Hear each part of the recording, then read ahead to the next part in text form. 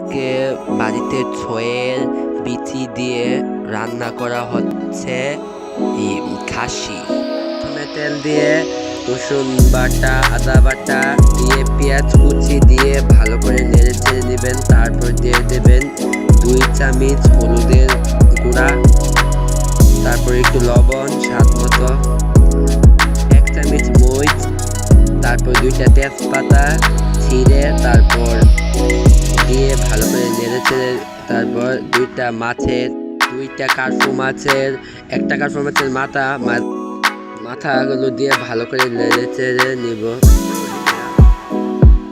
তারপর ছয়ের বিচিগুলো ছুলিয়ে নিয়ে তারপর দিয়ে দেব।